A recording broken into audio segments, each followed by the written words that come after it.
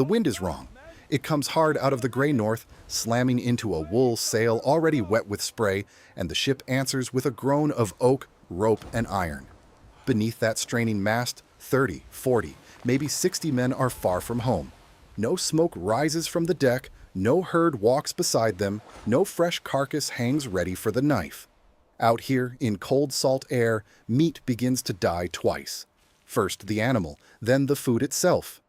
Most people imagine Vikings surviving at sea the way stories survive in memory, on roasted meat, on heroic feasts, on brute strength and appetite. Great slabs of flesh, fire, grease, abundance. It is a powerful image. It is also the wrong one, because the real answer is more impressive than the myth. Vikings crossed brutal water not by trusting in fresh meat, but by building an entire survival system around preservation, storage, ship design, climate, and discipline. Their secret was not a single food. It was a chain of technologies, quiet ones, hard ones, the kind that turn wind, frost, sour milk, dry wood, and fish into endurance. To understand this, you have to leave the feast hall. You have to step onto a working ship, not the romantic ship of legend, but the real one. Tar-dark, cold underfoot, seawater sloshing in the bilge, oars wet with foam, men packed shoulder to shoulder with shields, sacks, tools, water vessels, and whatever food can survive damp air and distance. This is where the myth begins to crack. Fresh meat is heavy. It spoils fast. It demands slaughter, butchery, and often cooking. It leaks, it stinks. It invites rot. On a long voyage, that is not strength. That is risk. And a Viking ship had very little room for risk. A warship, especially a longship built for speed, was a machine stripped close to necessity. Narrow hull, light clinker-built planks, flexible frame, low freeboard. Enough space for men, gear, and essential supplies, but never enough to waste on food that would turn foul in days. Even the way these ships moved shaped what could be eaten. There was no roomy, floating kitchen in the middle of a longship, no brick hearth like later sailing vessels. Fire at sea was danger. One spark in a world of tar, dry rope, wool, and timber could become catastrophe. So the Vikings designed around that danger. They sailed with food that could be eaten cold, softened with water, or cooked quickly when they made land. That one detail changes everything. It means the Viking solution to hunger was not built around a feast on board. It was built around controlled pauses, portable calories, and foods engineered to resist the sea. So what did they use? First, they used dryness. Not the dryness of a warm southern sun, but the drying power of northern air. Cold, moving wind, frosty seasons, low temperatures that slowed spoilage while moisture left the flesh. This is where one of the great workhorses of Norse survival enters the story. Dried fish, cod, halibut, other fish from northern waters, split, hung, and hardened until they became something closer to stored energy than to a fresh catch. Tough, light, durable, a food that did not fight the voyage, but fit it. That was the genius. Fresh meat contains too much water. Bacteria love water. Rot loves water. But remove enough moisture and suddenly a catch from winter sea can outlast the season that produced it. The Vikings understood this in practice, long before they could describe it in scientific terms. They knew that a lean fish, properly dried in the right conditions, became travel food. Not luxury food, not feast food, journey food. The sort of food you could lash into the life of a ship. Imagine a strip of dried cod in the hand of a man who has rowed for hours in sleet. It is hard enough to need pounding or soaking. It is plain, it is stubborn. But it does not spoil in a few days. It does not ask for constant fuel. It can cross water. And because it is light compared with fresh meat, a ship can carry more nourishment with less burden. That matters. Every vessel is a set of trade-offs. Hull against cargo, speed against safety, water against food, men against provisions. The Vikings were master negotiators of those limits. Their food choices were part of ship engineering, not separate from it.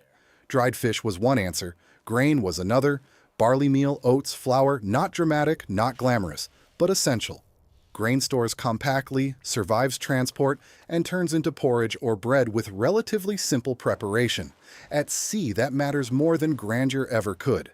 A sack of meal does not bleed onto the planks. It does not rot like fresh meat. And when mixed with water and cooked in a pot ashore, it becomes hot fuel fast. That is another thing people miss. The Viking voyage was not powered by protein alone. It was powered by calories that made sense. Dense, transportable, predictable calories. Grain for bulk energy, butter for fat, fish for durable protein, dairy in forms that could last. All of it chosen not for romance, but for performance. Butter may be the least cinematic hero in this whole story. But on a cold voyage, fat is survival. Fat burns slowly. It carries enormous energy in a small volume. It can be eaten with bread, stirred into porridge, or simply used to make otherwise plain food far more sustaining. In a world of cold wind, wet clothing, and relentless labor, that matters as much as any blade or sail. So when we picture Viking provisions, we should not picture a ship stacked with fresh carcasses. We should picture sacks of meal, casks and containers, water troughs, butter, bread, dried fish hard as wood, maybe preserved meat in some cases, especially when circumstances allowed it, but not as the heroic center of the system. More often, the dependable core was food that had already been transformed before the voyage began. That transformation began on land, in workshops of survival scattered across the north. Long before a ship pushed into open water, people were preparing for distance. Fish had to be caught in season, split cleanly, and dried in conditions that favored preservation over decay. Grain had to be harvested, threshed, ground, and stored dry. Butter and dairy had to be made when milk was abundant, not when the sea demanded it. Meat, if preserved, had to be smoked, dried, or treated in ways that fought spoilage in a land where salt was useful but not endlessly cheap. That point is crucial. We often assume salting was the obvious answer to preservation. But in much of the Viking world, salt was not a trivial resource. It could be produced or imported, but not always in careless abundance. So Norse food preservation leaned heavily on methods that fit their ecology better: drying, smoking, fermentation, and careful storage. One of the strangest and smartest of these methods was sour whey. To modern ears, it sounds almost accidental, a leftover dairy liquid, sharp, acidic, not heroic at all. But the Vikings, especially in places like Iceland, lived in a world where byproducts were not waste if they could stop hunger. Sour whey could help preserve food because its acidity created a hostile environment for spoilage. Meat or other foods stored in it would not taste fresh. They would taste transformed, sour, sharp, intentionally altered by chemistry and time. This is the deeper Viking intelligence. They did not preserve food by trying to freeze life in place. They let it change in controlled ways. Drying did not keep fish fresh, it made it dry. Smoking did not keep meat raw, it made it smoky and firmer. Fermentation did not protect milk by keeping it sweet. It made it sour, thicker, stranger, but longer lived. The Viking question was never, how do we keep this exactly as it was? It was, how do we turn this into something that survives? That mindset is engineering, not polished theory, applied reality. And it matched the North. The same cold wind that punished sailors could dry fish. The same dairy economy that produced milk also produced whey, cheese, cultured foods, and preservation mediums. The same timber halls whose rafters caught smoke could help dry and protect food for winter and travel. Nothing stood alone. Food preservation was linked to architecture, climate, farming, fishing, and seafaring. The system worked because each part fed the others. Even the ship's route mattered. Many Viking warships hugged coasts when they could. Not because they were timid, but because coastal sailing offered navigation points, landing places, fresh water, and opportunities to cook ashore. On some voyages, this meant the men did not need a full onboard kitchen because the coastline itself became part of the food system. Think about that. The shore was not merely an edge, it was infrastructure. A place to refill water, a place to set a pot over flame, a place to soften dried fish, boil grain, rest bodies, repair rope, and push on again. So when the Vikings traveled, they often moved through a chain of recoveries. The voyage was not one endless, sealed ordeal. It was a pattern of motion and replenishment. That pattern reduced the need for fragile foods like fresh meat. But what about the Great Crossings? The North Atlantic, Iceland, Greenland, even the voyages farther west? Here the answer becomes even more revealing. The ships used for heavy ocean transport were not always the same as the lean warships of sudden attack. Cargo ships, the broad-bellied Nars, had more space and a different purpose. Their hulls could carry goods, people, animals, tools, and provisions across rougher stretches of open sea. That larger carrying capacity meant more storage, more durable supplies, and better odds of surviving long passages without depending on food that spoiled fast. Again, this is engineering, not appetite. Design the vessel for the mission. Design the provisions for the vessel. Design the survival. Plan for the environment. A fresh carcass on a cramped warship is trouble. A cargo of dried fish, meal, dairy, and water in appropriate vessels aboard a seagoing trader is strategy. The containers themselves matter too.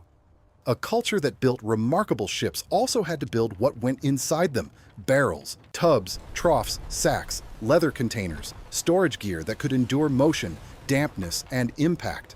Water was heavy and absolutely essential. A man rowing or working sail in cold conditions could not last on pride. So storage was never just about food. It was about the geometry of survival inside a living wooden hull. This is why Viking endurance was communal before it was individual. No one man solved this problem. Farmers did when they raised grain and animals. Fishers did when they timed catches and drying. Dairy workers did when they turned milk into foods that lasted.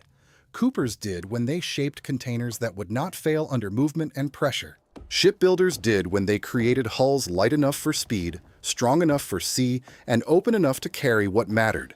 Even the cook, when there was one, mattered as more than a servant. In a world where food could not be taken for granted, the person who managed water, meal, fire, timing, and rationing held a quiet form of power, not glory in battle, perhaps, but the difference between a strong crew and an exhausted one. And then there was discipline. No preservation system works if people use it badly. A crew had to think ahead. They had to protect stores from soaking, ration water, choose when to land, when to cook, when to conserve strength, when to use the better food, and when to chew the hard, dry food that kept them alive. That takes culture. It takes men willing to eat what works, not only what flatters them. That may be the hardest truth for modern imagination to accept. Viking survival was not a non-stop celebration of ferocity. Much of it was patience, routine, stored food, repeated skill. The ability to live on what had been prepared months earlier by someone who understood the season better than the sea ever would. There is a kind of humility in that, because the Vikings did not conquer distance by ignoring nature. They did it by reading it. They knew the cold could preserve as well as kill. They knew wind could be enemy and ally. They knew a fish hung in the right season became a voyage. They knew milk could become shelf life. They knew that rot was not defeated by wishful thinking, but by process. And that word matters: process.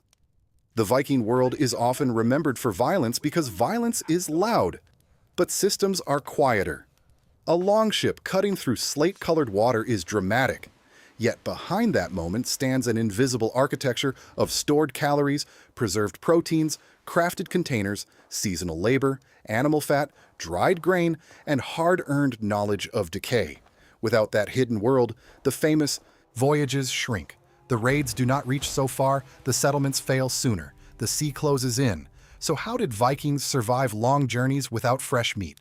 By refusing to depend on freshness at all, by turning food into technology, by converting fish into hard portable reserve, by turning grain into reliable energy, by using butter and dairy as compact fuel, by preserving what they could through drying, smoking, and, in some Norse communities, sour fermentation, by storing water and food in containers designed for moving wood and violent seas, by using coastlines as support networks when possible, by matching ship type to route, route to cargo, and cargo to climate. And by accepting a truth every harsh landscape teaches sooner or later: survival belongs to the prepared, not the proud. That may be the real Viking lesson. Not that they were superhuman, not that they could feast their way across the world, but that they were astonishingly practical. They built ships that flexed with waves instead of snapping against them. They built houses that trapped heat instead of chasing elegance. And they built food systems that worked with northern conditions instead of pretending they lived in some easier place. That is why this story matters. Because the real marvel is not a roast on a table. It is a strip of dried fish that can cross a freezing sea. It is a sack of barley meal that becomes strength in a sheltered cove. It is a tub of butter in a world where calories are life. It is sour, whey, smoke, wind, wood, labor, and timing, becoming something greater than ingredients. It is intelligence made edible. And maybe that is the strangest part of all. When we imagine the Viking Age, we often reach for the dramatic object, the sword, the prow, the helmet, the storm.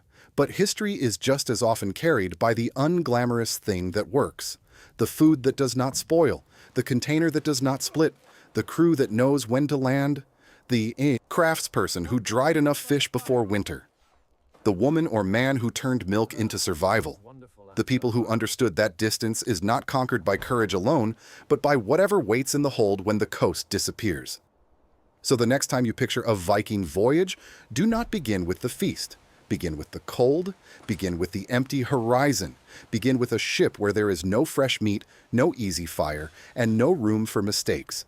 Then look closer, at the hard fish, at the grain dust, at the butter, at the casks, at the wet planks, and the men trusting food prepared by vanished hands. That is the real wonder. An entire civilization teaching itself how to carry life across a hostile sea. And if that is not engineering, what is?